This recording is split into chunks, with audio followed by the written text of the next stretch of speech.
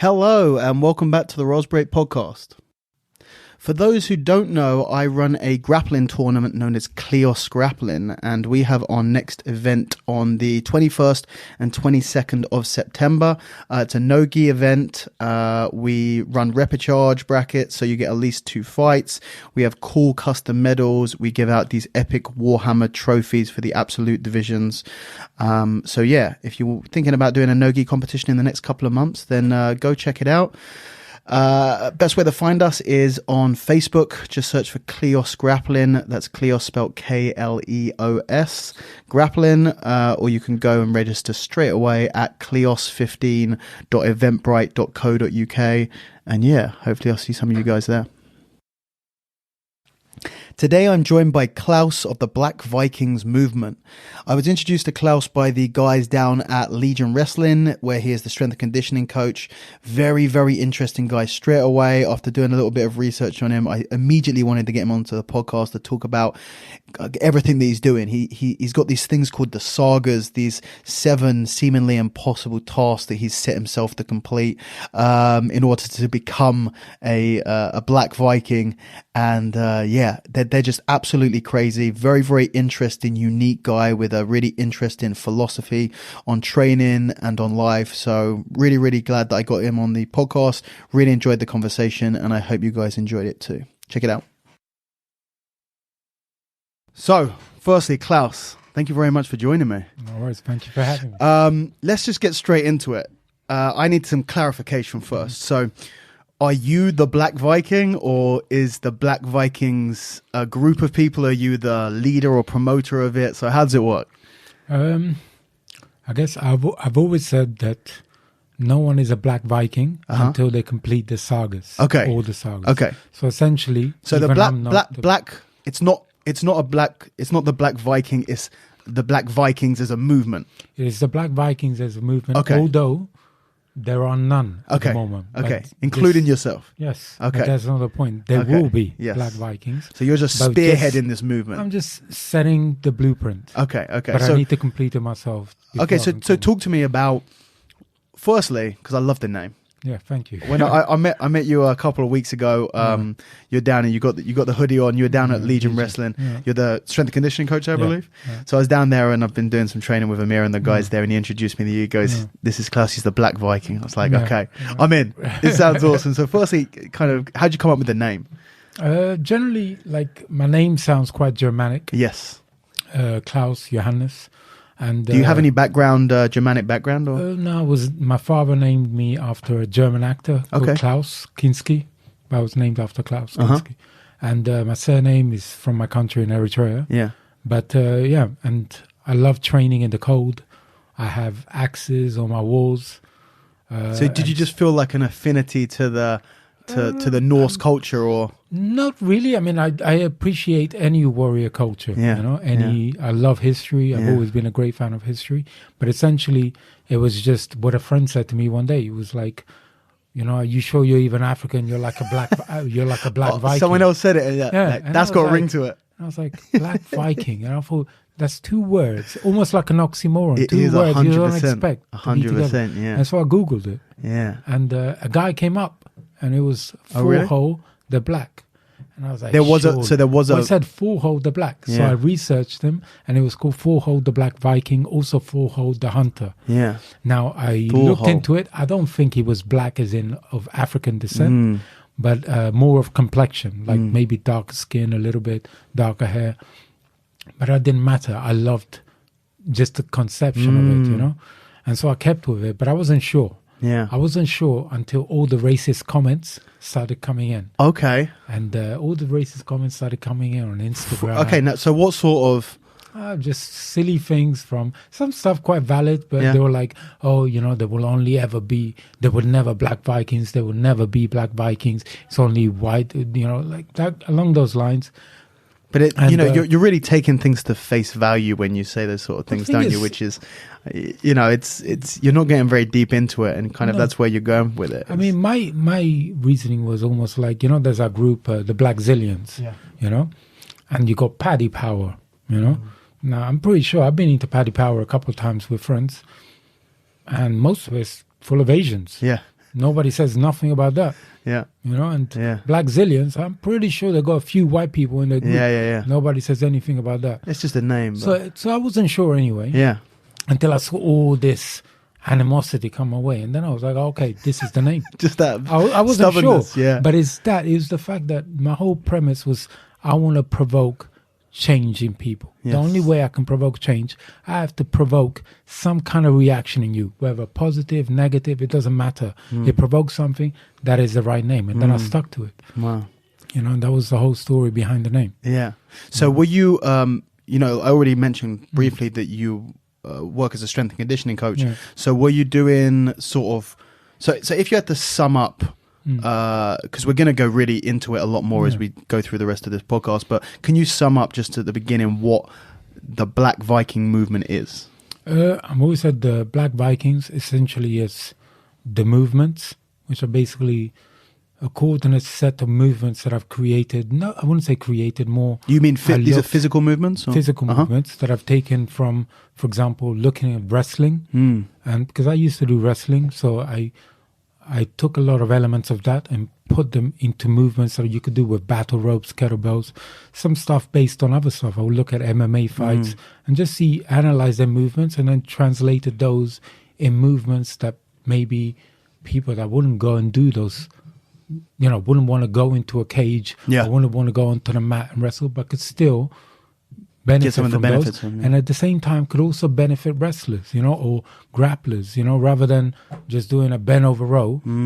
Why not do a duck under rope pull, which is, to better perfect your technique for duck unders. Do a duck under rope pull. Don't just do a bend over row. And so I try to make it as specific to the sport as possible. And then, to be honest, from there, they became something else. They transcended. I worked on flows, so movements were flowing into each other. And so it's the movements, but also giving people the license to experiment. I think in training, most people go, okay, this is what you do. It's been proven and tested. But those movements which have been proven and tested were only proven and tested by men before you that had the balls to go out and just try something. So why don't you? Yes, those are valid movements. Doesn't mean it ends here. You can go experiment, develop. What is the point of being human if you don't experiment with your body and figure out what you can do or what you can't? What's the worst that could happen? I mean, I got a few injuries from my stuff. We're going to talk about some of those in a bit, but no, I couldn't agree anymore. This is something, I've had a relatively long journey in the world of strength training or strength conditioning training myself. I've been lifting weights in some form or another for maybe 10, 11, 12 years now. And my philosophies in training have changed a lot. And now, more than ever, right now I connect with what you're saying more than I ever have, that you should, yes, there are things that are very beneficial. Yes, there are things that are time proven and they're, the gold standard of strength training. But at the same time, there are so many movements that you should explore that there's so much versatility in the human body. You can't just train every aspect of a human body with 3 exercises or 10 exercises or 1,000 exercises. You can do small things to change everything and change your body in different ways. At the moment, I have my niece and my nephew, the house with me. My niece is 5 years old. My nephew is just over 2 years old. Nobody has had to teach them how to move. They're literally discovering it every day when I look at them. And I study them, the way they move, and they learn. And I can see the process of learning every time my nephew does something and it doesn't feel right and messes up, and he stops and he learns and he tries something else. He tries it in a different way. And I'm not saying I wouldn't advocate for a beginner in fitness to come in and start experimenting. No, learn the basics. Yes, 100%. Learn the basics. 100%. But once you've learned them, you've got to transcend that. Because otherwise, the whole point of humanity is 3-dimensional movement. You must move. That cannot be taught to you. Everybody is unique in their makeup. Yes, we're all human beings, but some people's hips are more flexible than others. 100%. Their joints align in a different way. the only way you're going to find out what works for you is through a process of experimentation.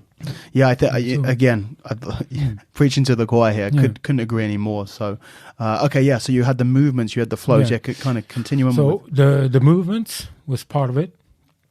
And I've always said the mantras, which basically means the embracement of struggle, suffering, and toil, hard work. Now, if I was trying to advocate this in a third world country, it will be pointless. Yeah. They have enough of it. But the point is, in this society, in the way we live, we have no struggle. Yes. So when you have no struggle, you must impose struggle upon yourself, because we can only grow from struggle. Yes. And so when I say you have to go out of your way to seek it, because it has been taken away from you. We live in a society that's here to make us as comfortable as we can be. Yes. And through that comfortableness, you get weak. Yeah. And you become dependent on these things, so that when you do feel a little bit of struggle, it breaks people. But it's like, what have you really felt? So the whole point was to tell people, yes, embrace struggle, but not, like I see so many people on Instagram post warrior stuff on a workout. And it's like, yes, that's cool. If you do warrior shit in a workout, it is good.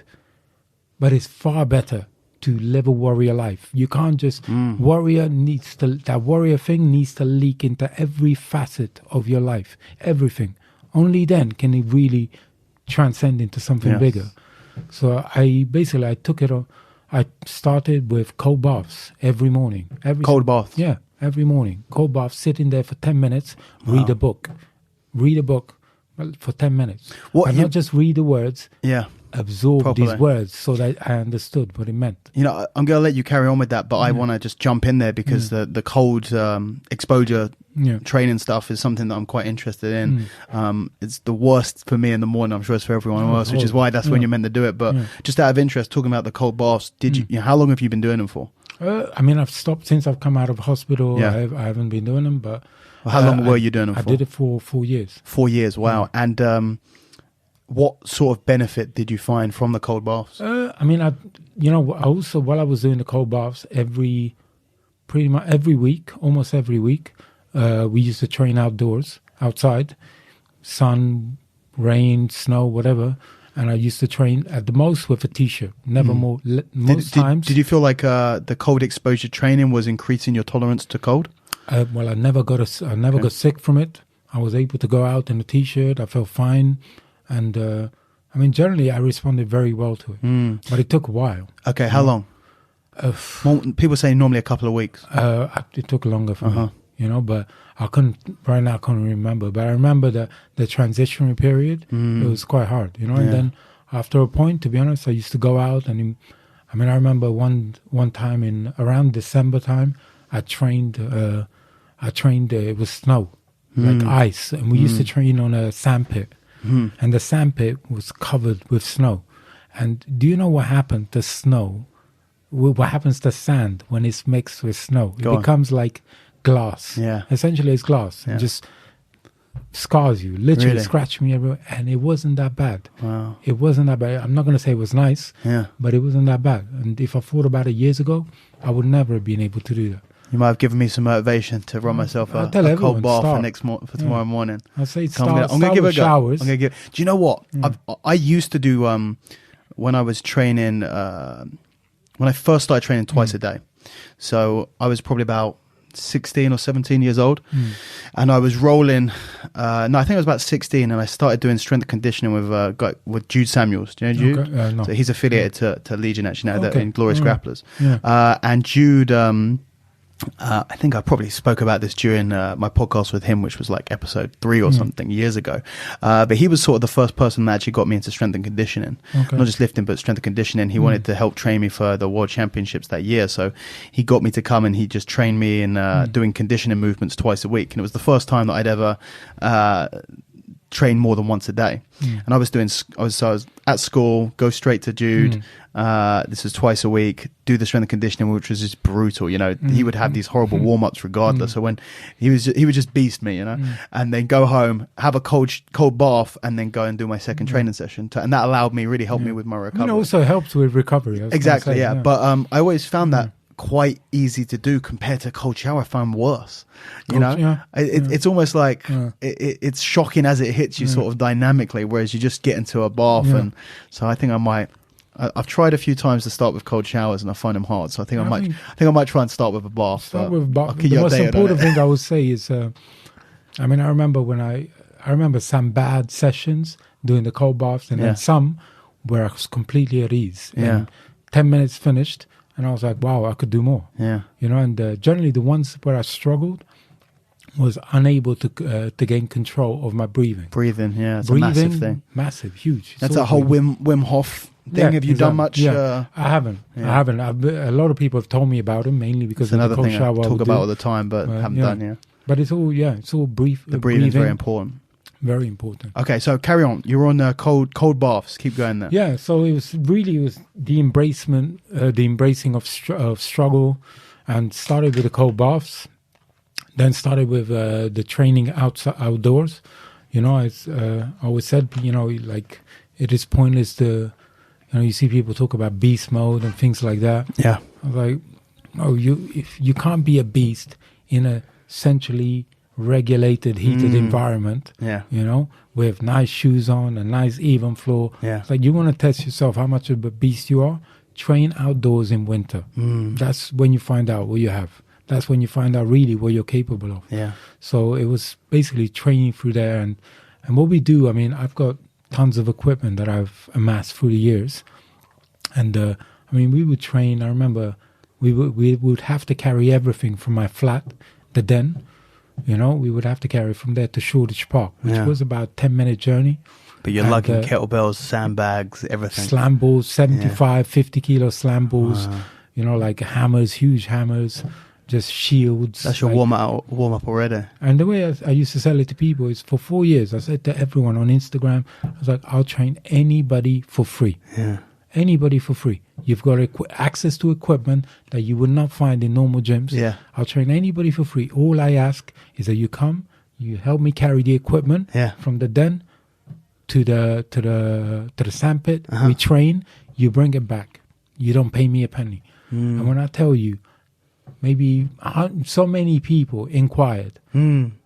Half of them attended, and half of those remained. Yeah. It was just whittling down very quickly. And the thing is, you realize it's just that people avoid struggle as much as they can, but yet they want change. Everybody wants change. Everybody wants something positive into their lives, but nothing is handed to you. That's the whole thing. It's if you want an extreme result, then you need to put in an extreme amount of work. You need to do extreme things. So. I'm the first one to admit guilt, because I was like that for years. I tried Black Vikings for almost a decade. And I was pushing it, and I would complain and bitch, and I'd be like, nothing happened, all that moaning crap. But then if I reflect back now, it's like, what did I really offer? When I say offer, what did you put up on the on the altar to say, okay, this is what I'm willing to give? I gave nothing. Everything I did was well within my comfort zone. Yeah. And the only time that Black Viking got some traction is when I offered blood. And that's the point, is that what are you willing to give? If you really want this thing to happen, it's going to require more than you printing a couple of T-shirts and promoting my brand, or you posting a couple of pictures on Instagram. Yeah, here we go, we're doing the work. No, give more than that. More than that. So let's go on to that. Let's segue onto that, because that's a great transition into it. You say the only time where the Black Viking movement started to get traction is very recently when you offered blood. Now, if we go into what that you actually mean by that, do you want to explain what you mean by that? I created the 7 sagas. Yeah. So this, firstly, I think is so cool. Yeah. They're so cool. Like I'm a big fan of Norse mythology and of the Viking culture and Norse culture and all of that stuff. So first explain what is a saga? A saga, essentially, I could go so much into this, but Please the saga is essentially it's a metamorphosis. It's a process of change. But I always say to people that people do not change willingly. They have to have no other recourse, no other escape, no more excuses left. And then they can begin the process of change. But for that to happen, you have to go through shit. You have to crawl through a river of shit. And then halfway through, you're going to ask yourself, do I have it to carry on? Some people quit, and that's fine. And you go back to what your life was before. But if you're willing to go on after that, well, then really real change begins. But it's not a pleasant thing. It is bloody, it is hard, it's horrible. And so when I created these sagas, I said that, I compared my life before beginning those as a worm, and it's not as bad as it sounds, but essentially a worm, it's also has a journey of metamorphosis, but it's the lowest. At the lowest base, it is a worm, but it can be something better. But for it to go through that, it has to go through this journey. And so the whole premise of the saga was for me to get out of my comfort zone into something I cannot control. And to go through it. And the sagas, each saga is performed 3 times, 3 attempts. And the reason for that, it stems from the cold baths, the same mentality. When people go into a cold bath or into a cold water, whatever, hardly anybody dives in. Most people put their toe in, test the water, then maybe their foot, then maybe splash it on themselves, because it is the cautious element. So the same thing with the sagas. The first attempt, test the water. Second one, push that further, put your leg in. And on the third one, really go all out, dive in. And so I did, the first saga was the Death March. Okay. Now, the Death March I started it maybe 2 years ago, and it consisted of me carrying a 40-kilo sandbag through central London on Christmas Day. Okay. At, I think it was 8 a.m. in the morning. So that was, the reason for that was that it was cold. Basically, also, I loved the idea that while I'm doing that, people are at home eating stuff in their faces, relaxing. Okay. And I love that idea. You just wanted to guilt trip everyone. Yeah. It is great. But most, I understand. I always said, I had to there was a period where in my life where I could only have electricity in my house for 3 days a week, in my flat, 3 days a week. I could only eat every other day, and there was all these struggles that I was putting up with, and they were hard, and the only way I could put up with this stuff is I had to add some meaning to it. Otherwise, I'm just suffering for no point. Sure. So my meaning was that, I'm on a path, on a journey. Yeah. And the journey, the quest is to create something. And when I added that journey element to it, that story, I found that it was beautiful, knowing that what I was going through would break other people. Yeah. Other people would be, oh my God, I don't know what to do. But I was dealing with it, training, doing everything that everybody was doing. But then I would go home and I had to face this struggle. And I lived, even to this day, I have no TV at home. I have none of these luxurious comforts. In my living room, it is a gym. In my bedroom, it's a bed and a wardrobe. That's about it. And I lived like that for many, many years, But so that idea just gave me. So it's the same thing with the sagas, to do it on Christmas Day when everybody's relaxing. And it gives it another meaning to it. Yeah. Yeah. So it was a 40-kilo sandbag. 40-kilo sandbag. Over the shoulder? Over the shoulder. And for how long? 7.2 miles. But to be honest, I came back. It took 2.5 hours. It wasn't that hard. I was in the gym. Okay. I was in the gym, I think, 2 days after. Okay. And we did it in 2.5 hours. It wasn't that. So it was, bad. but you're saying, first you're dipping your toes in. Yeah, exactly. So it shouldn't have been that hard. No, but you're dipping your toes in my head, I didn't at the time. I didn't think I was I didn't think I was dipping my toes in. I thought you thought this was going to be tough. You never know. It's such a ridiculous thing. You don't know what it's going to be like. Exactly, and nobody really tested it before, so I don't know. So what was the leg?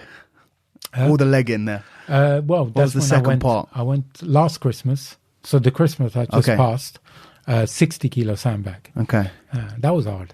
Okay. That was hard. So that's 60-kilo sandbag on Christmas Day again through the centre of London raining. For 7.2 miles. Yeah. Took 3.5 hours. Okay. Which doesn't sound that long, but it was hard. Man. My fingers, like wearing bits the bottom of my feet. I had my friend with me. Yeah. You know, walking with me. Yeah. But he was not carrying anything. He refused to. Yeah. He said no. And to be honest, I was happy. Yeah. Because I was like, you had someone who could look after also, you a little bit. I was happy that he refused so firmly. You know? Okay. He complained that, oh no, I got back issues. So that gave you more energy to do it. I'm stuck on my own. Yeah. That's it. Okay. You know, I was like, and if you know anyone that knows me will tell you, I hate with a passion losing equipment. So there was no. You weren't going to leave the sandbag anywhere. I was like, I'm not going to lose that sandbag. I'm going to need that for training. So there was no chance. So it's like I knew I was going to do it.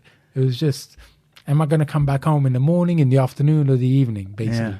So it doesn't sound like a big difference, does it? An hour. 40 kilos and 60 kilos, 2.5 hours, 3.5 hours. But you're saying there's a big difference there. Oh, massive. Did that take you by surprise? Were you expecting it to be easier because you kind of were surprised how easy the first one was? Yeah. So when you went to do the second one, you're thinking, it's a little bit heavier, might take me a bit longer, shouldn't be too hard. To be honest, as soon as I picked it up, I said to my friend, this is different. I was like, I fucked up. I think I've gone too heavy. I don't think it can be done. But when, you know, as soon as I said that, I turned around and I looked at him, and he had this phone, my phone, on Instagram Live. Yeah. I was like, oh fuck, I got to do this now. So like, and that's the thing. That's one thing I do.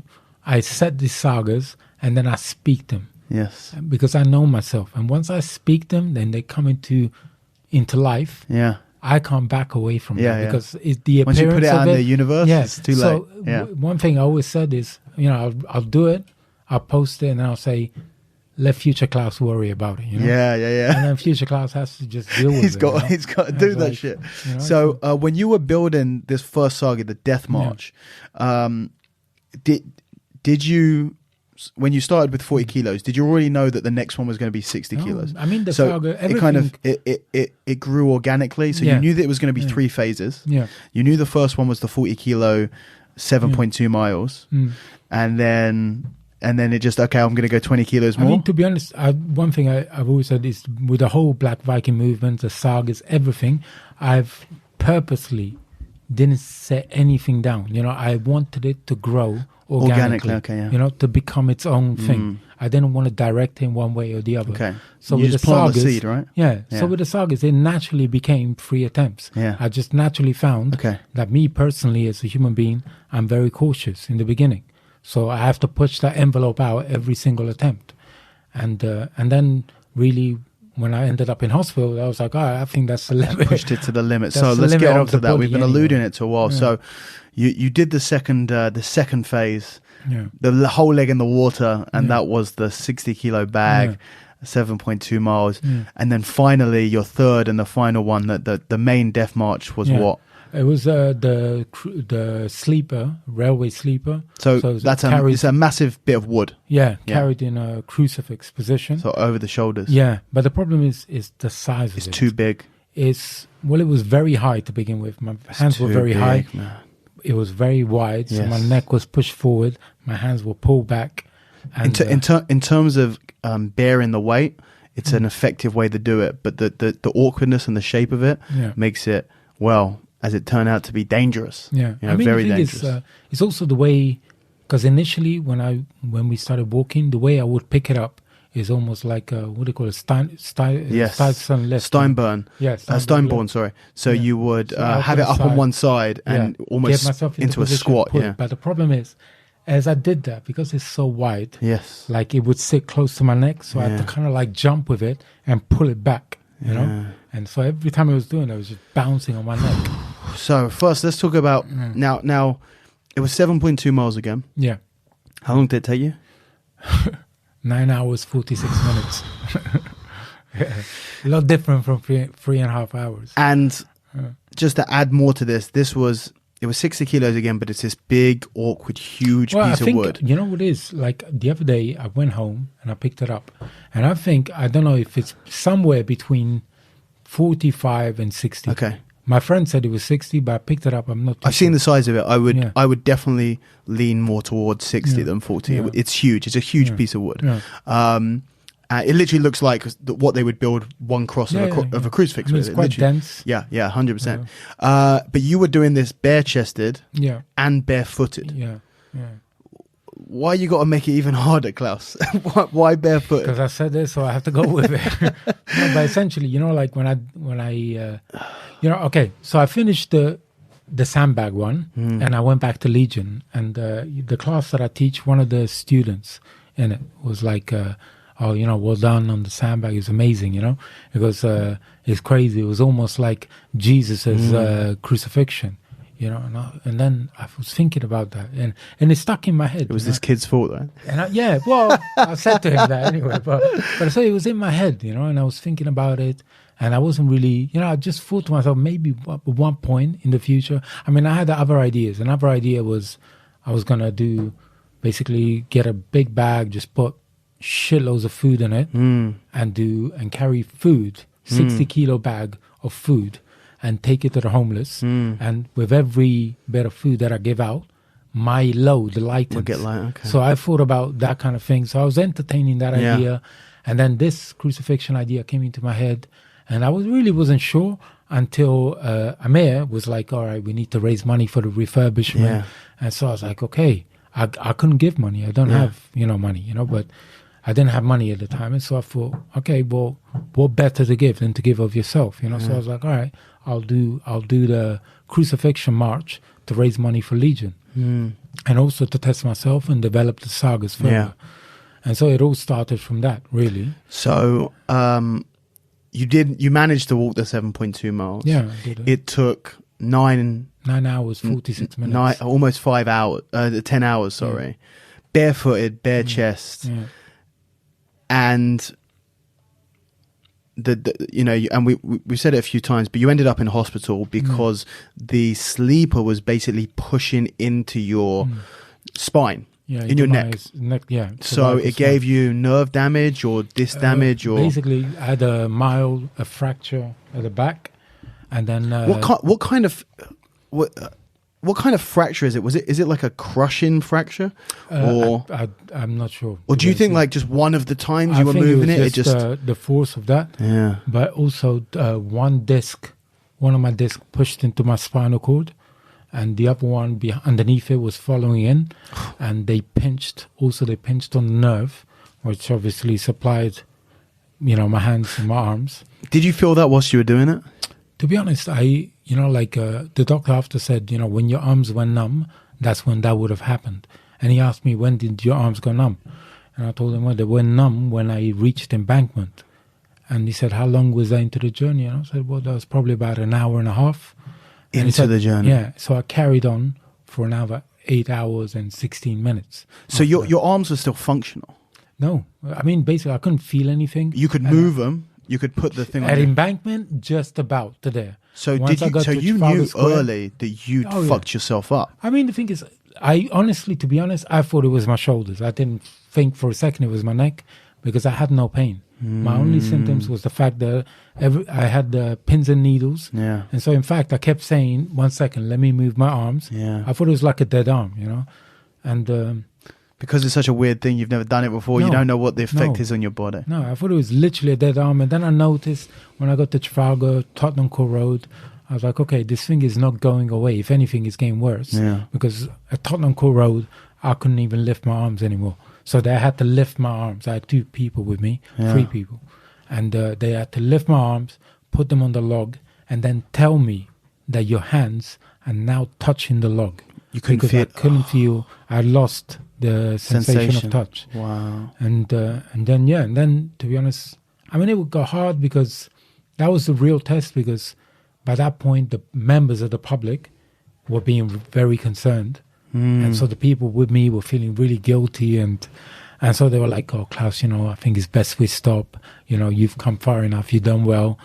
And so that was a real test, because obviously the worm within me was like, yeah, I'm sure I've done enough, like I could stop now. And then there's the other part of me that was like, no, I was like, you've come this far. Yeah, I was like, whatever damage is done anyway. I was like, so now what? You're going to die 2 deaths. Yeah. I was like, let's just finish it. Wow. And so we did it. And how did it feel when you finished it? Amazing. Really? The most amazing thing I ever felt. Really? When I got to Holborn, I mean, I left at 11 o'clock. And when I got to Holborn, in the morning, when I got to Holborn, which isn't even that far really. But when I got to Holborn, it was night, and I was bare chested, no shoes. I started hyperventilating from the cold. Wow. And I couldn't control my breath. And one of my friends was there, trying to get me to control my breathing and stuff, and I couldn't do it. So in the end, they put a jumper on me, and it was like, okay, breathe, relax. And so finally managed to control my breathing, and then we headed out again.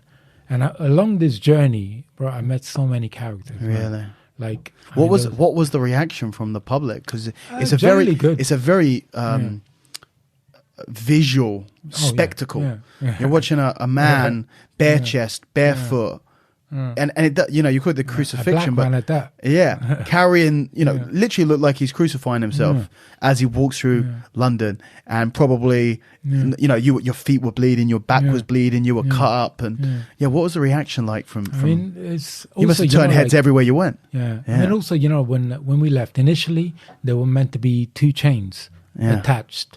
To the log, and we put 2 chains initially, but the thing is, we found I walked for a bit, but the swing, the chains weighed 12 kilos each. Yeah, the swing of them was just throws off the inertia completely. Yeah. So my friend said, let's just wrap them around the log. So we're like, all right, cool, let's try that. We wrapped them around, and I walked for about probably 5 minutes. Yeah, and so that would have taken the weight, God knows, near the 70s, 80s. Yeah, and I walked for a bit. And the thing is, I found that I needed to rest. But if I needed to rest, I needed to pull the log down. And then the chain would slide out and hit you in the face. So we're like, okay, this is not applicable. We don't need the chains. Yeah. We've got enough going on here. Yeah. So my friends were like, okay, look, we're just going to carry the chains. So they carry them. So as we walked anyway, and you can hear it in some of the videos, the chains were clung together, and they were made as they were walking. As they were walking, and I'm walking like this. It's like a rhythm, almost like a drumming. Yeah, so it became like a bell, Yeah. And the weirdest part was in when we reached the embankment. Yeah. Because all of a sudden we're walking, and then this guy that's playing the bagpipes. Wow. It's like starts following us. Yeah. And he starts playing the bagpipes. And every time I'm carrying it, he plays the bagpipes. And when I drop it to rest, he stops. Wow. And every time he stopped, I mean, there was hundreds of people at embankment. And when he stopped, like when I say silence, you could hear a pin drop. Everybody with their phones out recording, and then I will pick up the log again, and he will play. And he took me all the way down, almost all of embankment, which was a massive help because I was struggling at that point. And then really cool. Then we met. There was an old woman at near, almost like just on top of Houses of Parliament by one of the monuments.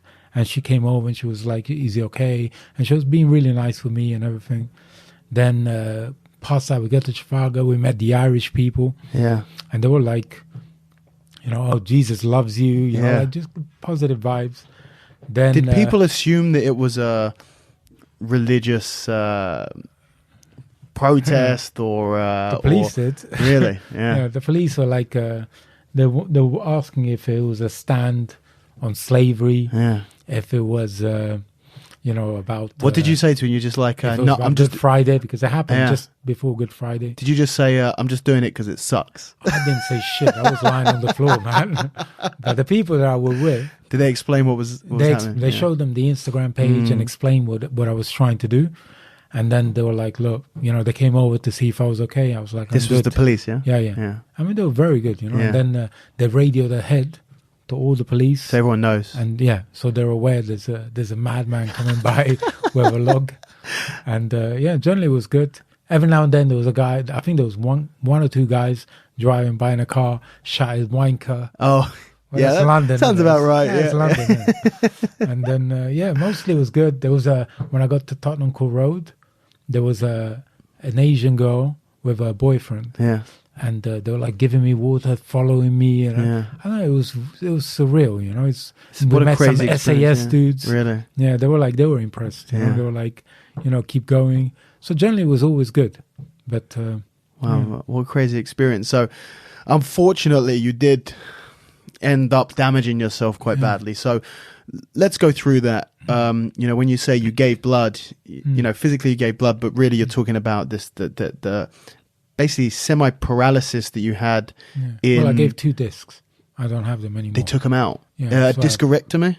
Basically, they took 2 discs. They put a plate. Wow. That's sitting there, waiting for the bone to fuse. On the back or the front? At the front. Really? Yeah. So do you have a metal throat now? No. I think the front is fine. It's just on the side. They cut in through there. I don't know I'm thinking a metal throat could be very useful in jiu-jitsu.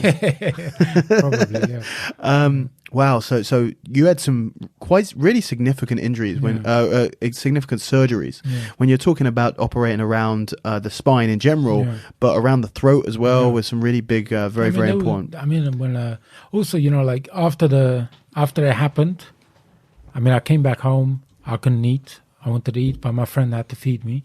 And then you couldn't eat because you couldn't move your arms. Yeah. Basically. So when did you go to doctors? When did you go to hospital? That night? No, not for 5 days. Oh my God. Yeah. So you were just thinking, I put my arms out, waiting for them to come back. Yeah. I remember the first night, my friends left and they were like, "You're going to be good." I was like, "Yeah, I'll be fine. I'll be good as new tomorrow morning." And then when they left, I realized I tried to close the door, my front door, and I couldn't lock it. I couldn't turn the key. I tried for like 20 minutes and then I thought, forget it. I left it. So I left it open and then I wanted to go toilet and I couldn't undo, I had tracksuit bottom, but I couldn't undo the string. And I tried, but I was holding it for so long. Yeah. Then in the end, I ended up soiling myself. Wow. My feet were bleeding. The back of my neck was bleeding. My finger also was bleeding. And going to the bathroom, couldn't do anything. So even now, I haven't managed to clean it up, but there's dry blood everywhere, all over my place. Oh. And in the end, I was like, okay, I'm just going to go to bed, wake up fresh. I went to bed and woke up, and under the light of day, because I didn't have electricity in the house, but under the light of day, you see the mattress covered with blood and piss, basically. No pretty way to say it. Blood and piss, and then the bathroom is just a state, and my hands were still in the same way. And I thought, okay, well, it was a big wait for a long time. It's probably normal. And so, I like how you waited 4 more days before going to doctors. Yeah. Well, basically, one thing you have to understand, I hate doctors. I hate going. Okay. Always hated it. Yeah. And I give myself concussion in the past by myself, training. Yeah. Never went. I got run over by a car. How did you give yourself? I feel like there's a good story there. And I wanted to get onto this in a little bit because you do a lot of training with axes and hammers, shields, and stuff like that. So, when you say I gave myself a concussion, if I was talking to a normal person, I'm thinking they walked into a wall, something like that, stupid, or they fell over, tripped over. With you, I'm thinking that you might have hit yourself in the head with an axe, or not far off. Okay, go on. What did you do? Basically, I had somebody, I requested for someone, a metal worker, to make for me like a ball and chain mace. A flail? Yes. Okay. Yeah. So the ball itself... Oh, my God. The ball itself weighs 8... Still at home now. The ball itself weighs 8 kilos. Yeah. And then there's a chain. And basically, I've been training with it, to be honest, for probably about 2 weeks, and it was okay. Thank God you didn't put spikes on them, man. No. We wouldn't be having this conversation. But I trained with it for a couple of weeks, no problem. And then I think the problem, because I respected it. Yeah. And then once you got complacent. The problem is I got comfortable with it. Yeah. And I was training I was by myself training in Shoreditch Park. Yeah. And I was just there swinging it, and everything was working so good that I was like, I went almost into like a trance, I'm just going to let it flow kind of thing. Oh, and the worst thing you can do when you're swinging something like that is develop slack in the chain. Yes. Because you develop slack then on the chain. Then you lose control of it. You don't know where the ball is anymore. And so I developed some slack on the chain, and I remember distinctly feeling this is not good because I don't know where the ball is now, and then literally the lights went off, and that's all I remember. Oh, man. Basically, it hit me, I think, the back of the head somewhere. And I was on the floor, and the next I remember is this woman was hovering over my head. Was like, "Are you okay? Are you okay?" And I woke up, and I was just kind of like in a daze. And I was like, "Yeah, I'm good." And I hung around for a little bit, and then I went home, and I thought I was okay. But then I noticed bright lights going out at daytime would hurt. Yes, not hurt, but it was just photosensitivity. Yeah. And I had headaches for about 2-3 weeks. That's a bad concussion. Yeah, and that's a bad concussion. And so basically, I'm just kind of like. You didn't go to doctors for that? No. Oh man, I don't go. Like even when I've cut myself so many places with axes, and generally all I do is like. Have you ever thought about super glue? Have you ever? And I super glue everything, man.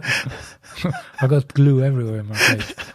Have you ever thought about maybe blunting your axes before you? It just doesn't have the same appeal, right? Well, the thing is I think, like, if it was blunt, I would respect it less. Yeah, you know? Probably cut yourself even more. Yeah, whereas, so it's, it's just it's a lesson. Nothing a bit of super glue can't fix. Yeah, I mean, generally, I've been fortunate. None have been too bad.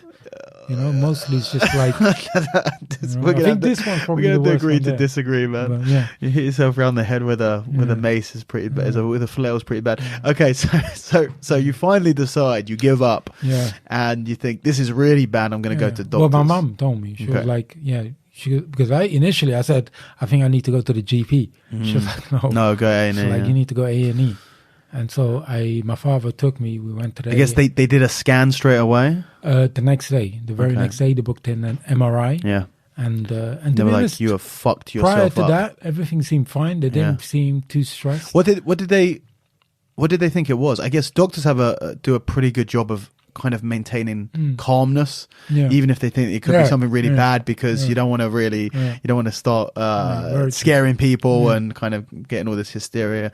But what did they say when you said what you did and the symptoms that you had? Like, what was the reaction to that? Well, initially, the first thing everyone ever... Why? Yeah. Yeah. And then I explained, raising money, but also, to basically to discover myself, to test myself, and to prove to myself, what I'm able to do. And generally, I mean, they didn't... I feel like before the scan, nobody thought it was too serious because I wasn't in pain. I was able to move my neck, and it caused me no pain whatsoever. The only thing was couldn't move my hands, and I had no sensation of touch. And then it was fine. The next day we went in for the MRI, and we did the MRI, and literally we're in the waiting room just waiting. My dad's on his phone, I'm on mine, like that. And all of a sudden I look up, and there's literally the nurse running, and she takes me to the little cubicle. They put me down, they made me lay down, and they put a brace to my neck. Within an hour of that, they put me on a spinal board. The ambulance came, drove me to Queen Square, and within a couple of hours from there, the doctor came and said, "We're operating at midnight." Wow. And I was like, I mean, the thing is... That's crazy. All of this is happening so quick. Yeah. And I'm like, okay, wait, I didn't even know I needed an walked operation. in here, everyone was cool, and now you're running around, you put me in a neck brace.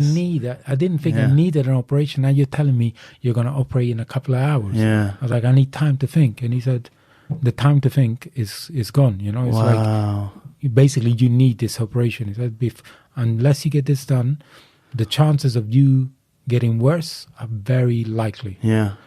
And so basically I said, so what would happen? Is that like you're going to lose full use of the arms? Or? He said that maybe it could get worse. It could, generally, doctors always avoid telling you this is what's going to happen. Specifics, yeah. Because they don't know, and they don't want to risk a lawsuit and things like that. But essentially it was like, look, if you have any idea that you think that you somehow this is going to heal by itself, he said, while that disc is pushing into your spinal cord, nothing can improve. So essentially it was like, look, you need to tell me what you want to do. And I said, okay, well, I need some time to think. I can't just make a decision like that. So he said, so I'd asked him before that, I asked him, what are the risks? And I wish I'd never asked. Oh, they have to tell you all of them. Oh my God! I mean, there's always like, there's a 1 in 100,000 chance you'll die, and yeah. I mean, the risk he said was that they might mess up, cut certain stuff, and you might need a tracheotomy. Yeah, where basically I breathe and talk through my throat. Yeah. That's the Darth Vader sort of thing. Yeah. 2 was complete paralysis, and it's some other stuff. They're scary possible side effects. Yeah. So I'm there thinking of this stuff, and I was like, okay, I can't just make it on the spot. I was like, just give me some time. And he said, okay, I'll give you 20 minutes. Fuck. So he left, and I had my mom there, my auntie. They don't speak English, and they're worried, and they're asking me all these questions, and I'm trying to be calm from them. Yeah. But I'm almost worried myself. You're freaking out a little bit at this point. So at the end, I'm thinking, and I just made a And at the end, I thought to myself, I thought, okay, you know what? Just embrace it. Embrace the fact, you know what? Let's just say I'm going to be completely... I tried to imagine the worst possible case scenario. I was like, okay, make that a reality and just try and envision a life with that. Can I do something? And so I just imagined that, and I sent a couple of text messages to some friends because I didn't know what state I'm going to be after. Guidance or... No, just literally one I owe some money to, and I was like, bro, just sell the equipment in my place, and just keep in case I'm... I don't know what could happen, but that's the point. It's not, this would probably that was the biggest operation I've ever had. You know what I mean? It was major surgery. Big operation. I think it was 6.5 hours. That's a long time. So it's a major operation. I don't know what's going to happen. Yeah. So I just thought, as much as I can from here, try and clear all the slate, so address that. I wanted to speak to my sisters who don't live in the UK, but I couldn't reach them, so I contacted him. I had a friend of mine who's helping me with Black Vikings, and I just told him, look, in whatever manner you can, just carry on. If I can't carry it on, just take it forward, use this and push it forward. And that's it. And then the doctor came, and I said, okay, just do it, whatever happens and then the dignity started to go. That's what, like, have you ever been to hospital? Yeah. Bro, it's like, I had people inserting fingers into places, like I had the, nurse. I couldn't use my hand, so even I couldn't go toilet by myself. Yeah. So they had to assist in everything. And it was hard because I'm quite an independent person. This was before the surgery? No, this was... Or immediately after? Before the surgery. Before the surgery, and after, to be honest. Yeah. But I couldn't go toilet. Yeah.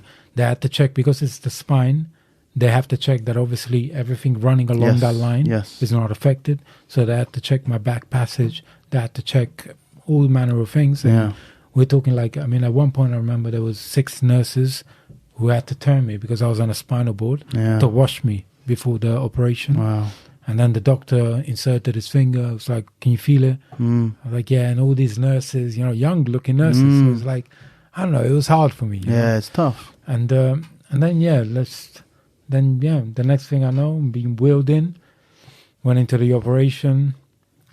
And then luckily, I'm under anesthetic.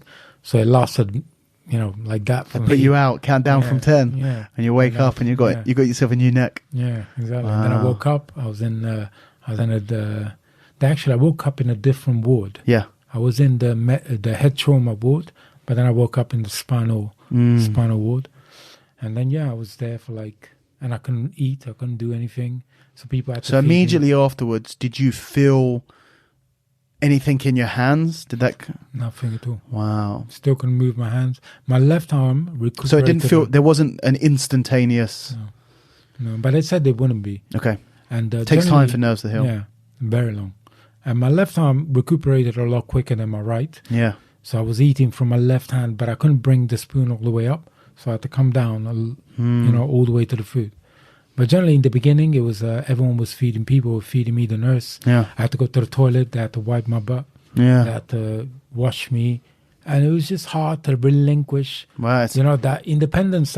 You take for granted. I just do those tasks without even thinking, and now all of a sudden I'm like, the nurse is busy and I can't wash. And I was like, I can't brush my teeth, and it's just, I found that hard, Yeah, no, recovering, I've had a few surgeries, and it is this weird thing where you go from being strong, capable, you don't need anyone to do anything. You can do anything you want. You just walked a railway sleeper over your shoulders across London barefooted. To go from a place of such achievement and power to, it's a really humbling experience. To I've never had anything anywhere near as bad as what you had, but I had shoulder surgery, and I was in a lot of pain. People had to wash me, I got very good at wiping my ass with my left hand, but people had to wash me. I couldn't drive, I couldn't do anything for a while, and it is a humbling experience. But I get it. Did you feel like all of this surgery and rehab was all still part of the death march? I thought, to be honest, that was the saga. Yeah, the saga wasn't me carrying the sleeper. Saga was me recuperating. Yeah. Even now, it's still that's the saga. You're still in the middle of the death march. Yeah, because I said before, there's so many things that I look back that I've said, and I don't know if at the time I understood the implication of what I was saying, but only now it carries a certain weight, and there's a thing that I said where, only when you're stripped of everything that you build your confidence on, only when that is stripped away can you really see who you are underneath. And did you feel like that was you in the hospital room? Yeah, stripped because all of of a everything. sudden, bro, one thing I was never had, I was never a rich man. I was never that, one thing I had was my fitness thing. I was strong. I could move. I could do things. And all of a sudden, now that's taken away. Reinvent yourself. Who are you now? So deep inside, I had to search, what am I now? I can't do things that I could do before. All of a sudden, I'm walking down the streets, people are barging me, and I'm flying off to the side. And I was like, okay, that's not you anymore. What's going to happen? And that's been the hardest part, But it's happened to me before. So, and I came back from that. I was run over about probably 8 years ago. How bad? Pretty bad. The injuries got worse as I went through. But towards the end, I couldn't walk for long periods. I couldn't stand for longer than like an hour.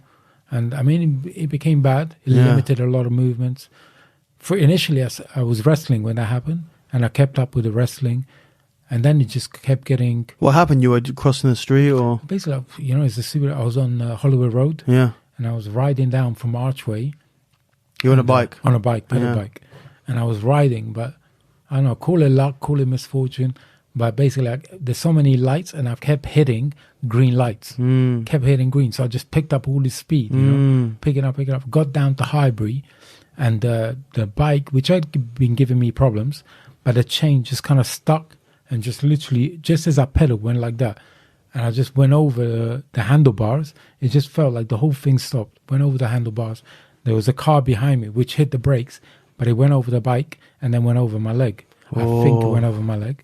But, and then literally I was on the floor. People stopped. Everyone stopped. And, they picked me up and I puked.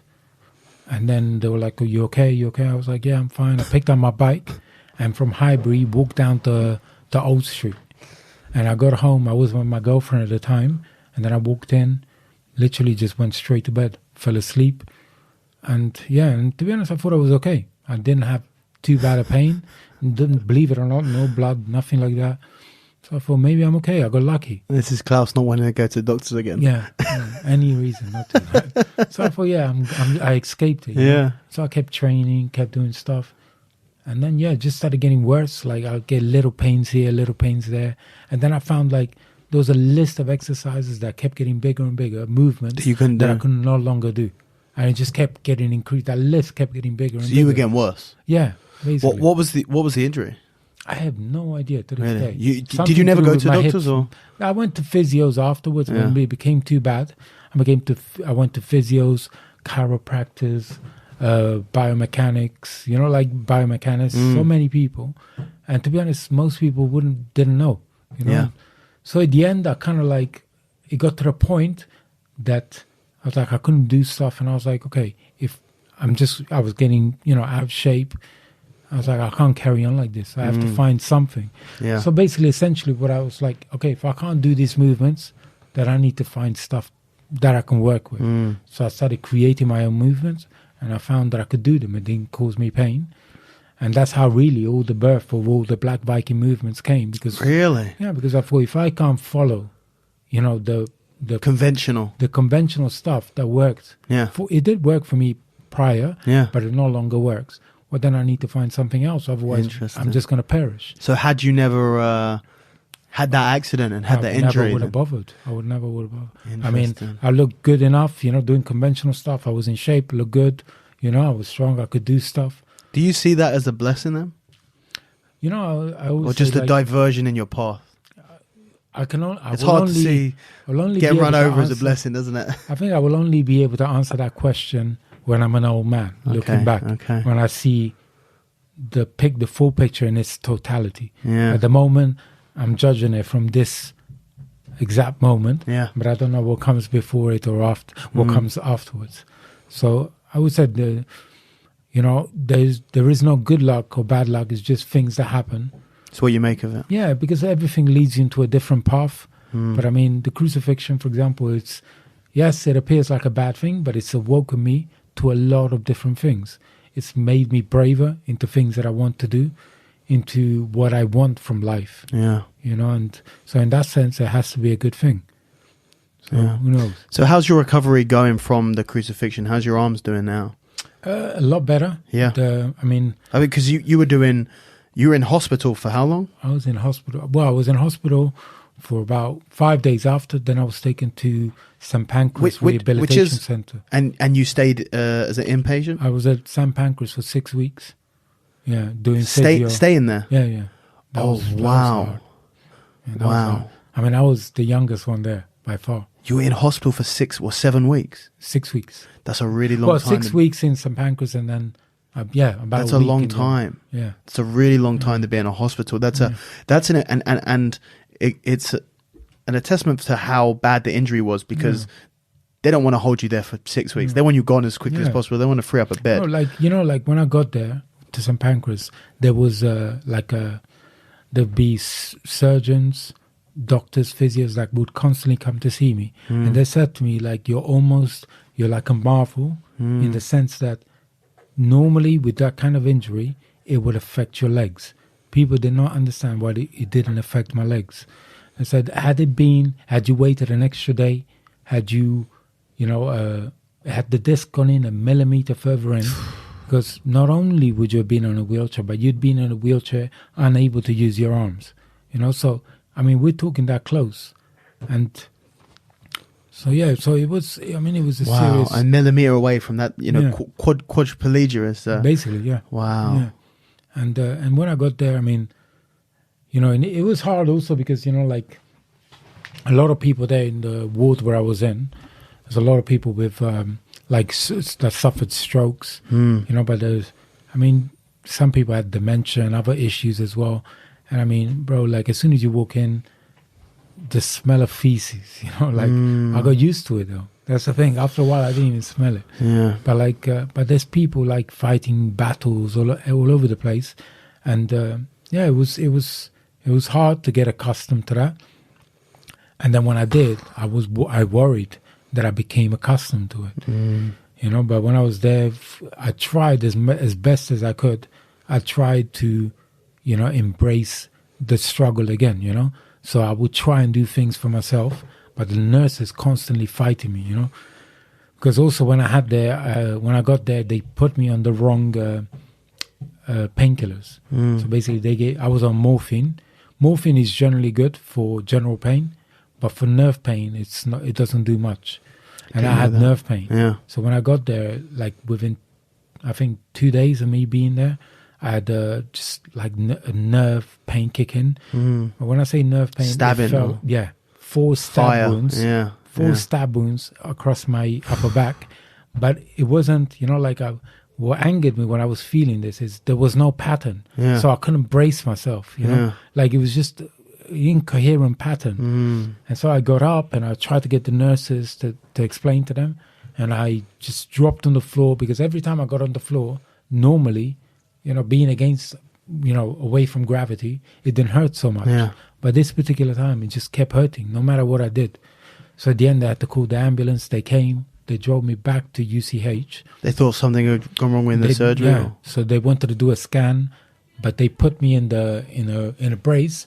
And, bro, I was lying there in this brace in a spinal board for like an hour. Yeah. And pain started coming back. And I moved. I just I pulled everything off and I got up. And that the doctor got pissed off, but I was like, look, I'm in pain, you have to do something. And so at the end, they were like, look, you're on all the wrong painkillers. So they gave me the painkillers for nerves. And that was all good. They upped the dosage. Yeah. And they put me on that. And then the pain went. Yeah. And I did that for about 3 weeks. And then after that, by myself, I was like, okay, I need to come off of this. I can't keep taking this. So I went off of it. And they kept insisting for me to take it. And I was like, no, I don't see a reason. I don't have any pain. And I know the side effects, and I know they can be really nasty, especially over long periods of time. So I got off of them. And then even when I got discharged, they gave me boxes of it, And I was like, no, I don't need it. They're like, take it just in case. So I took them. I have them at home. I haven't taken a single one. And so far it's fine. So what would you say how long ago was it that you came out of hospital? I came out on the 14th of June. Okay, so a couple of months. Yeah. And how is the, out of 100%, what would you say your right hand was at now? In terms of sensation, it's probably about 40%. Okay. And in terms of movement, I mean, generally it's good here. Overhead, I can't straighten this arm. This one is a lot better. Yeah. I mean, even the sensation, the lack of it, the pins and needles is literally just around the thumb, but it's not that much. Just a little bit here and tiny bit there. I mean, this used to be all numb, and it's no longer numb. I can feel. So, I mean, definitely I've come a long way. And does it feel like it's getting incrementally better day by day, or? I don't know. Me personally, because I'm too close, Yeah. But when people that see me, they're like, my God, Like, well, even from when I saw you a couple of weeks ago, you look a lot better. I mean, everyone. So generally, I judge it by how people react to me. But everyone tells me that it's. Do they think that you'll make a full recovery? Who? The doctors? Yeah. The surgeons?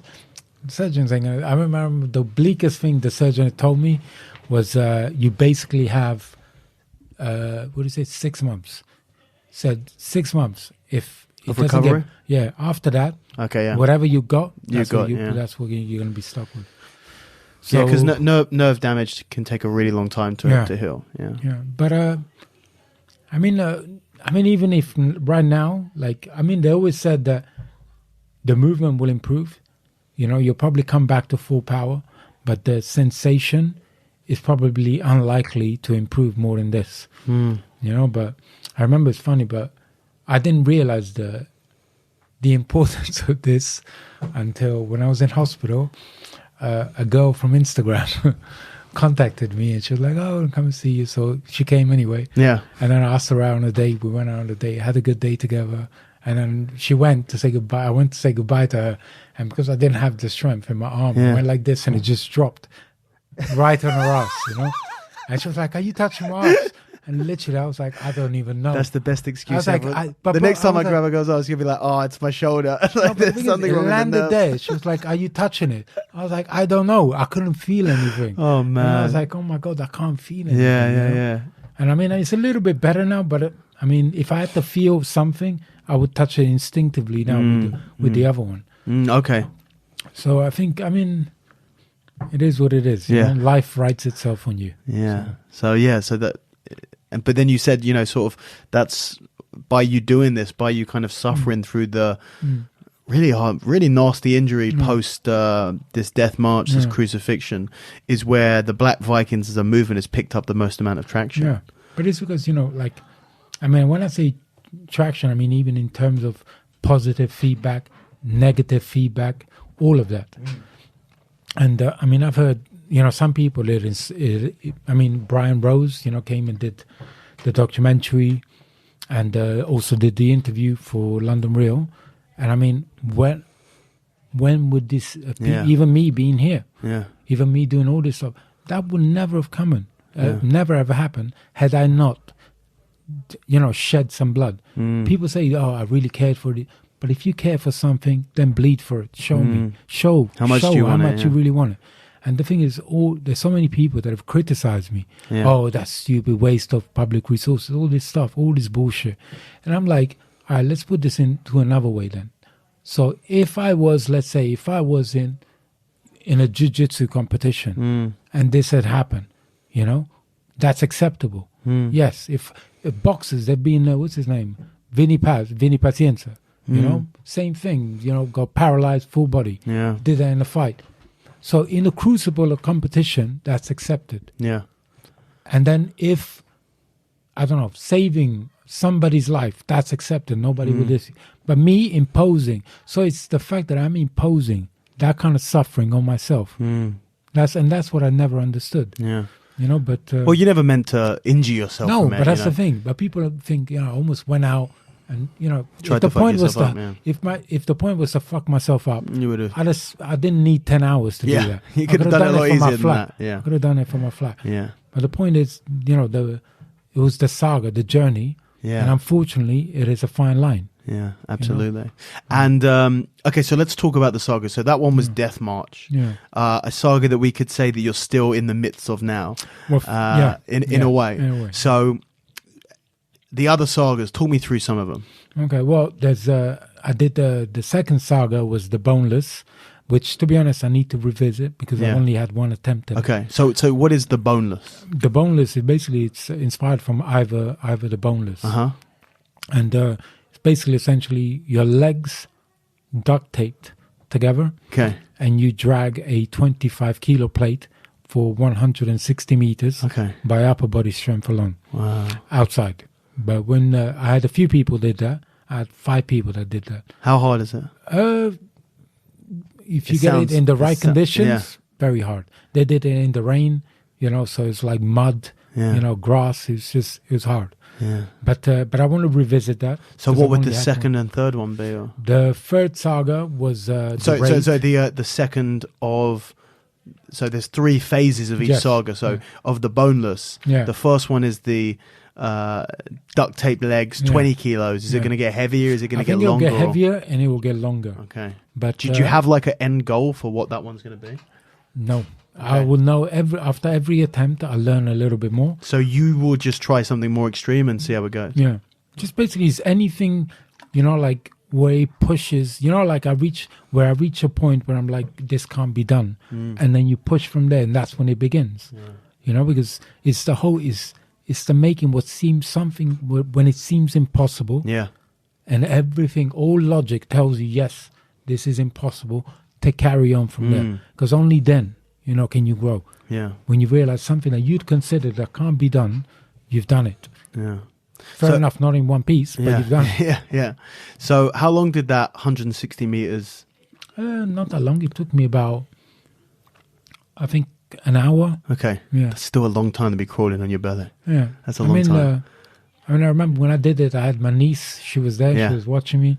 So I couldn't quit. Yeah. Because I was like, she might not react to it, but that's a lesson that she's going to pick up. Quitting is okay. Okay. So that was the extra push, But I need to revisit that because it hasn't really developed as much as I want to. So you got the Death March, you got the Boneless, then you've got the next one is the Raid. The Raid. Okay. Yeah. So basically, I calculated the distance from London to Nuuk. Nuuk is in Greenland. Okay. And I said, every day. So that would be kind of through England. Well, we did London to Dublin. Dublin to Reykjavik. To Iceland. Reykjavik to Nuuk. Okay. So, and only it's about 5 million meters. And I said, so every day we're going to go on the rowing machine. Initially, my first thought was like, we're going to do it on a boat. Yeah. My friend was like, you can't do that. Nah. He goes, just start with this and then build it up to that. I was like, all right, cool. So, So this is phase 1 of the Raid. Well, no, essentially that one is... That one's done in one, because it's so long. It took a year and a half. Wow. To hit it. And there was about 19 people. Went down to at the end, there was about 8 people, 6, 7, 8 people. So were you rowing every day? Pretty much. I mean, some sessions, there were some people... 5 million meters? Yeah. So do you know how many meters you did, or how many kilometers you did per person? No, I mean, it's generally what we did. I set up a WhatsApp group, and everybody will put in the meters. Yeah. And so on a daily basis, I will go and subtract the meters away. How many hours of rowing do you reckon you've got in you? Bro, at some point there was one where we did 29,000 meters in 2.5 hours. Yeah. Some people did 50,000 in one go. I mean, there was some that did 55. But generally, I always said from the beginning, it doesn't matter, because I didn't want people to think, I can't do 30. Whatever you can do, just put it in. It was a group effort, and so at the end, we were left with 500,000 meters. And then my friend of mine said, let's do it for a charity. Generally, all the sagas, I try and raise money for charity or something. But he said, let's do it for a charity. Yeah. I said, all right, cool, let's do that. So what we did is basically we went to Oxford, and a gym hosted us. They set up the machines, and we did it for a young person's charity, and we said we're going to hit, each of us is going to hit 100,000 meters, and there was one guy in the US doing it as well. So basically we started at 9 a.m. and we finished about 9 p.m. Just rode for 12 hours straight. Yeah, 100,000 meters. We would do 20,000, 5-minute break, 50. So we kind of broke it up like that. But until you get 100,000 done at the end. And so by the time we finished those, I think it was 4 of us. And that was the final bit to Nook. That was 4,000. 4,000, we did 100,000 in America, in the States. And that was 500,000, which got us to Nook. And that was it. That was the end of the That was a long journey. raid. Yeah. Wow. And then that was the 3rd saga. The 4th is the one that I begin at the end of August. Okay, what's that? That's 3 phases. It's called the Lone Saga. The Lone Saga. Yeah. Okay. So basically, essentially, I go to the Arocha Alps, which is in Scotland. Yeah. And basically, I camp there for the first phase is 5 days, no food. Yeah. No phone, no technology. Although, for posterity's sake, I will set up a GoPro. I'll hit record and I'll leave it there, as long as it can capture, and then I'll gather the footage afterwards. Okay. But that's the first phase. I think this is cool. I do think this is cool. I think I love the idea of being outdoors. I love the wilderness. I love the survival. I love everything around it. But this is pretty brutal. Doing 5 days every aspect of this is difficult. And you put them all together. Like, I don't know about you. For me, 5 days without technology, I need to do that at some point, because I need to kind of get myself a digital detox, I think they call it. I definitely need one of those. But 5 days, no food? No food. So are you planning to hunt, or? No. It's literally fasting. Just a fast for 5 days? 5 days. You have water? Yes, I will have water. So I've got a fresh stream, or some I'm going to have access to a stream. Okay. I'm going to find somewhere with a stream. I have a life straw. Okay. I'm going to have I'm also going to bring water purification tablets. But generally, it's just I'm going to bring some food to break fast once I'm done. Okay. Yeah. So that I have the energy to come back. Sure. But essentially, it's just to journey inwards. Yeah, because 5 days of being by yourself. Yeah. Of all of those things not to have for 5 days, the worst one is company. Yeah. That's a very difficult thing to do. Every saga was designed with the specification to meet a particular weakness that I felt that I had. So with the Lone Saga, I've always thought, I've always been kind of a solitary person, more by myself than with people. And I always bitched about it, I was like, I'm always alone, I can't get a girlfriend, all this crap, And then I thought, well, let's test really, how alone have you been? Because I don't think anybody can claim to be alone in a city. You can't. Because even when you're most alone, you have your phone, you have TV, you have distractions, you're surrounded by them. I don't think everybody's ever been alone. So the whole point was, yes, be alone, but that's the first phase, 5 days. Then in October, go 2 weeks in the Arocha Alps. And the weather changes in October. Is that going to, wait, when in October? 2 weeks. So not long afterwards? Yeah, I come back and then I do more training, on fire training, how to start a fire. Yeah. Then I go to... And that's 2 weeks again without food? No, with food. But I'll bring limited, basically I'm going to try and get sponsored from people like the army rations type of things. Because the aim is not to hunt and things like that. The aim is to delve into solitude. And then in March is the big one. A month. 31 days in the Arocha Alps. That scares me. That scares me. Because 31 days is a long time, but... That's a long time. Yeah, but it also excites me, because... I don't know. I think with everything, the whole of Black Vikings is, I've always said it's more than fitness. It's a metamorphosis of getting undomesticated. Everybody, we're all domesticated, whether we realize it or not. you know, and meaning you live in the city, you know, you're fed, you know, much like an animal in captivity. You're being fed, you know, you're being conditioned to think in a certain way. It is no coincidence that most people shy away from risk. It is not by accident. You have been conditioned that way. It's no accident that everyone follows the same set path, you know, get a job, get married, and that's that same path because it's the well-traveled path, but it's also the path that is least risky, and also it appeals to the society as a whole.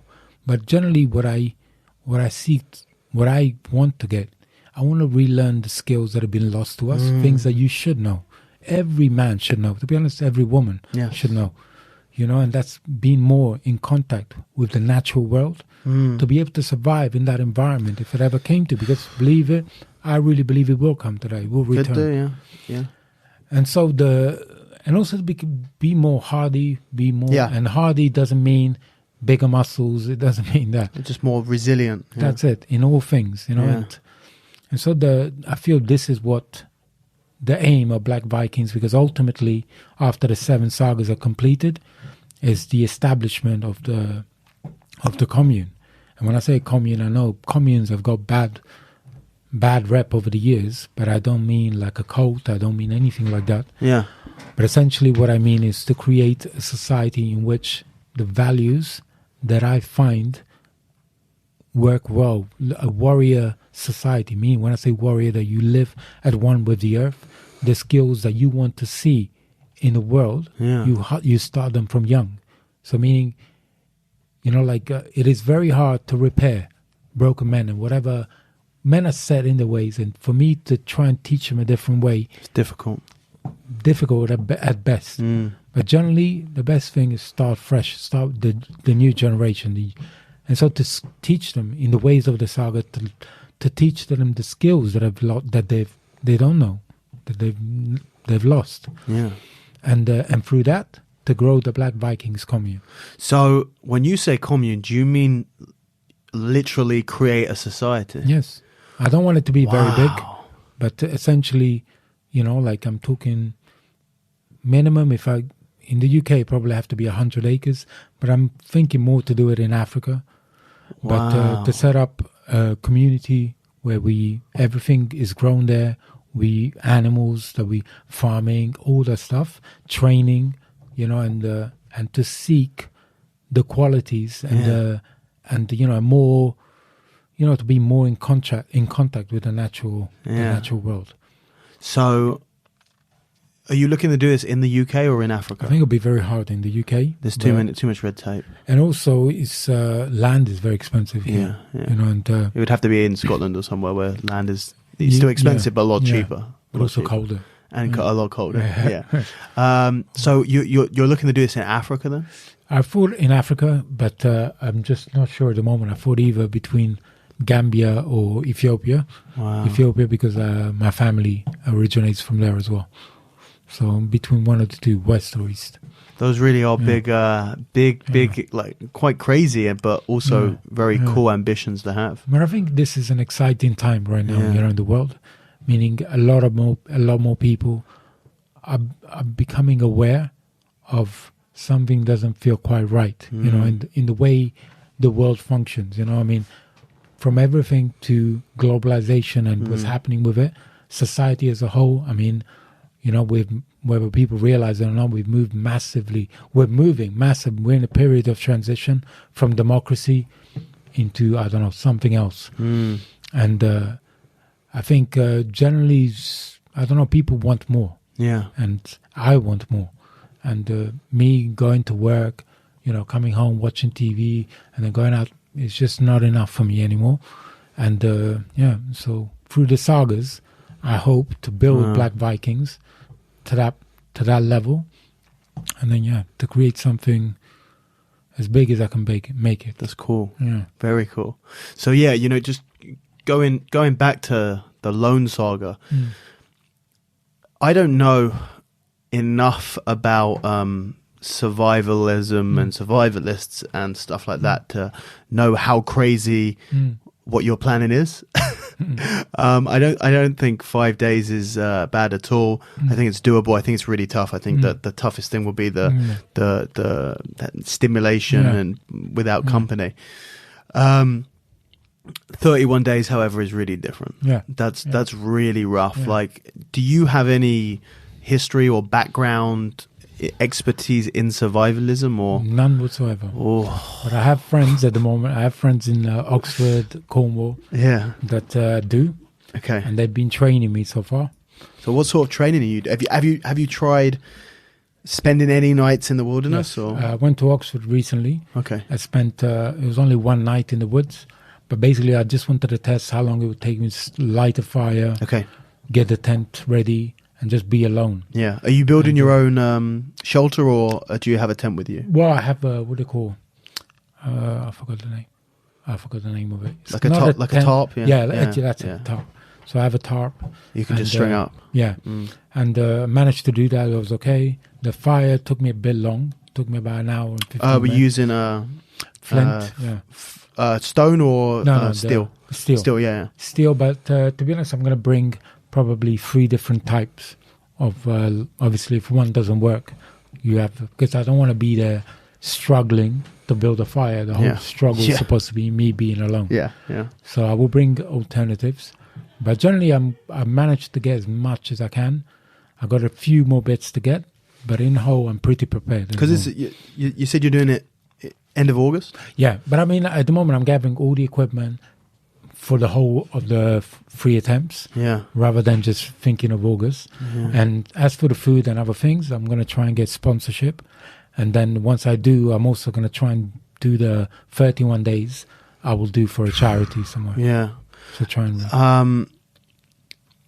that will be really interesting. I think they've tried to do sort of experiment. Do you know where you'll be doing it? Like specifically the location? Or? No, it's the Irish Alps. So once I get there, basically the problem is it's summer, so I'm expecting there'll be some people around there. So I'm going to try and find. You'll be able to find somewhere out in the Highlands somewhere. So I'm going to try and find somewhere as isolated as possible. And do you have any? If something goes wrong, are you going to have an emergency backup of any kind? Radio or? Apparently, a friend of mine said that you can send a message to... I've got to speak to him about that, but basically... You can send an SMS with your coordinates, exactly. So do make sure you have that. Probably get a flare, just in case. Get a... Definitely have something that if something goes wrong, you can call for help. Because I don't think the signal will be very good there. You need like a GPS phone or something, a satellite phone, something like that. Damn, that sounds wild, man. It sounds very cool. I don't... I do a couple of days, maybe 24 hours, but 31 days sounds... Do you have plans to stimulate yourself? Like, that's the thing, the whole point is the whole point not to? The whole point for the 5 days is not to. 2 weeks, I think not to. The 31 days, it'll be hard. So luckily, I have one of my other loves is to write. I love writing, so I'll probably write a lot. But aside from writing, just... Are you worried that you might go crazy? I don't know if I can go any crazier than this. I don't know, man. We might talk in November when you might have a different viewpoint on that. But I don't know. The whole point is, like I say to people, if you can guarantee your own safety, it is not a fucking risk then, is it? The whole point is to risk. I don't know what's going to happen. Anything can happen. That's fair. It could be the death of me. It could be the life of me. But maybe in that death, a new life comes. Anything can happen. I guess society is so used to being safe that the idea of taking a genuine risk is terrifying. It's confusing because people don't understand. We live in a society where the word risk is thrown around not particularly accurately. There's a wide spectrum of how much of a risk is. Could be a risk that you lose a fiver, could be a risk that you die. There's a lot of interpretation in between that. So I think it's natural for a lot of people to hear something, a genuine risk, and go, but you might die. And you go, well, we might all die. We might die crossing the street. But the thing is, people say that's a risk. But then if you think of it on the flip side, if you think, okay, you going to work every day for your employer, okay, in the hope that sometime in the future you're going to get a pension and retire. That sounds like a fucking risk to me. Yeah. Is that not a risk? Yeah. The only safety and comfort the only, a surety that you can build are in the present right now. And people live for the future. People live for, how am I going to be later on? Yeah. You said you're going to get there anyway. Just live for today. Yeah. Do something. Leave some kind of mark on the world. Yeah. And so so I don't expect everyone to understand what I'm saying, because obviously not everyone it's out is there. like it that. is out there, yeah. But that's why, I'm drawn to it personally. Like I really love the idea. I love the idea of you doing it, and not maybe me doing it. But I do love the idea of what you're doing. So you got the Lone Saga. Yeah. We've got the Raid. We've got the Boneless. We got so we got 3 more left, right? Yeah. So what are the other ones? They get crazier. Oh, they get crazier. Yeah. Okay. Then the 5th one. I'm buckled in. It's the hard one, because the hard one. Well, it's hard one in the sense of 1, in effort, and 2, also I'm going to need some money to be able to do it. So it might take a while, but essentially it's called the Promethean Saga.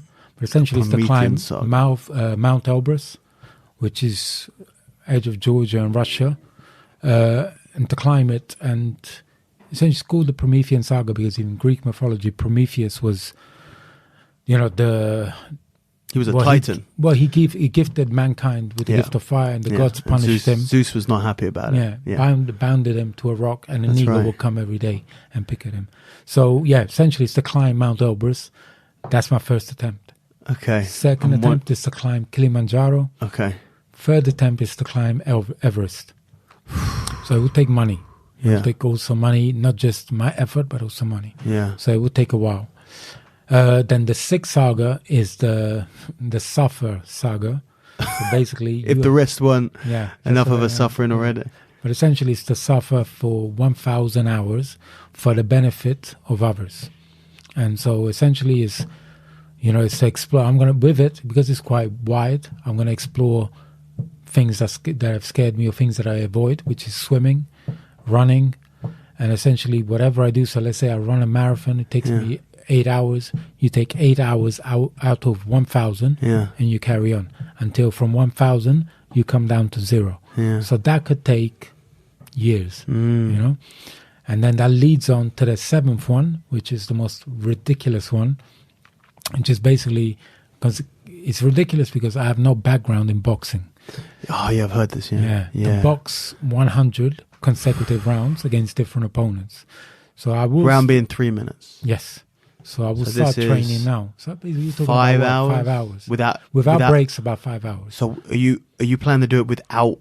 No, with breaks. Okay, with 1 minute breaks, or with probably, breaks longer at different periods? Probably longer than 1 minute, I think. Yeah. But so it's to do that. I mean, I don't know, like the boxing, the longest that it's...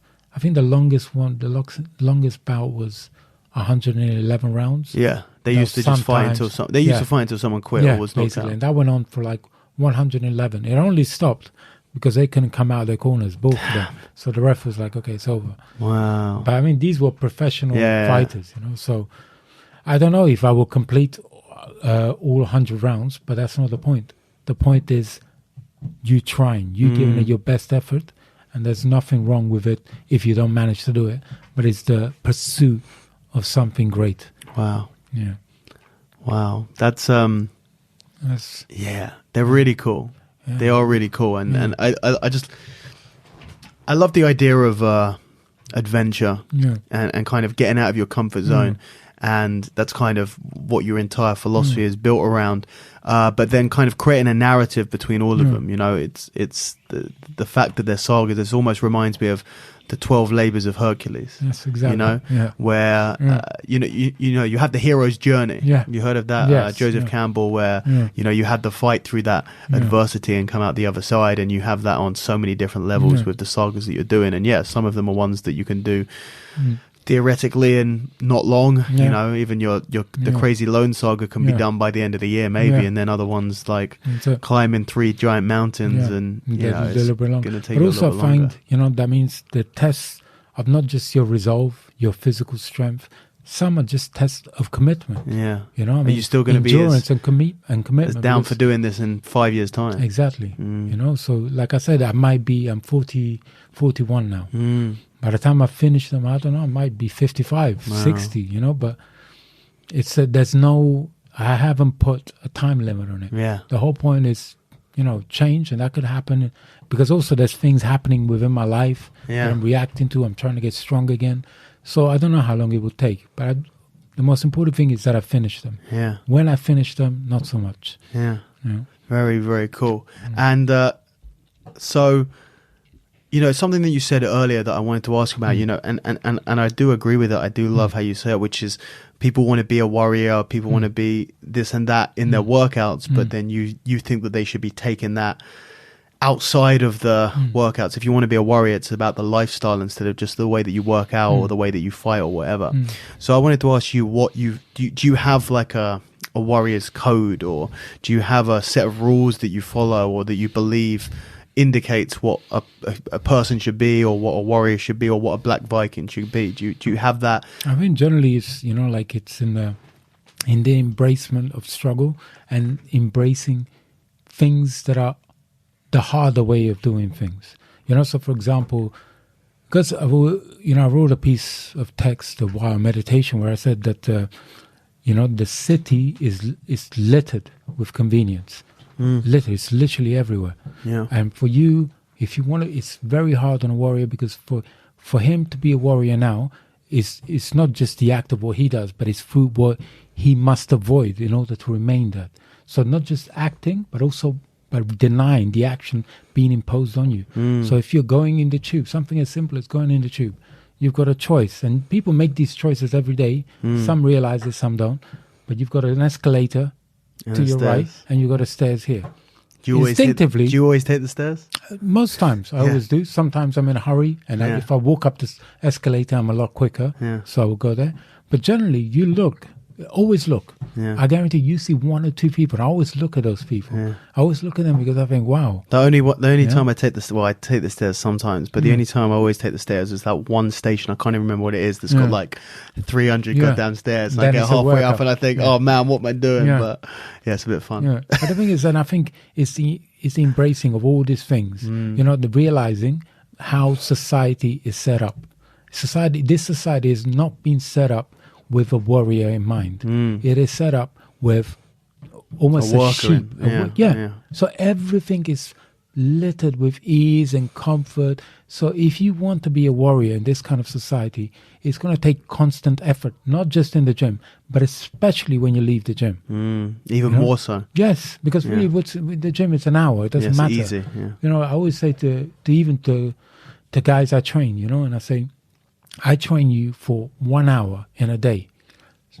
I'm like, let's say if somebody is a drug dealer for 8 hours a day, and then 1 hour a day he's a doctor. Yeah. What do you think this guy is? He's a drug dealer. Whatever you do with the bulk of your time, that's who you are. So if you're sitting in an office and then you in this position, and then 1 hour in the day you do some training. Yeah.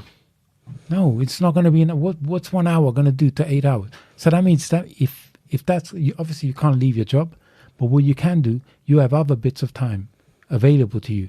You've got that free time becomes even more valuable because now you know what you must do. And you can act a certain way in your job, you know. If you act with, exactly. You know, if you try and take risks, go outside your comfort zone, work hard, you know, be moral, ethical, or whatever, that's something that you can do, not just... I tell you, I worked at Virgin Active, you know, Moorgate. And believe it or not, I worked as a cleaner. I saw nothing wrong with it. Yeah. I used to work as a PT before, and people were like, oh, don't you feel embarrassed that you're a cleaner now? I said, no, because I know what my mission is Black Vikings. Whatever I have to do on the side of that to keep that vision going, doesn't matter. But I worked as a cleaner there, and we had to fill the bin with towels and take them downstairs to the lift. And now everybody took the lift. I was the only one that I put them all in bags and carry them. And they're like, but you know, the lift works. I was like, I know it works. But why do you do it? Why? It's one floor. It's one floor. And although it looks like, oh, but it's hard. But why? It's making me stronger with every step.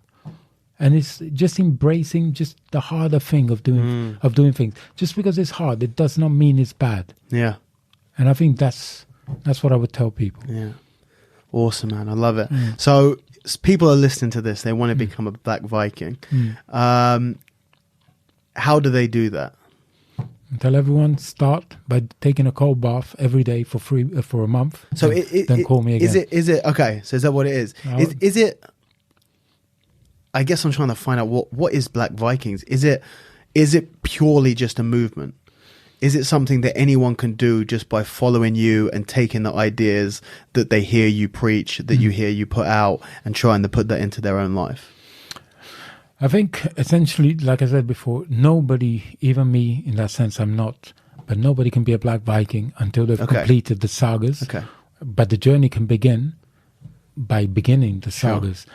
But even, in terms of the, the mantras, living by the, taking on struggle and suffering, which you do through the sagas, and understanding that growth can come from that, and understanding that only real growth can only come from that, from a pain, from struggle and suffering. And once you can understand that and you pursue the sagas, then yes, the journey to become a Black Viking begins. But yes, movements is also part of it. But I mean, you can train in your own way.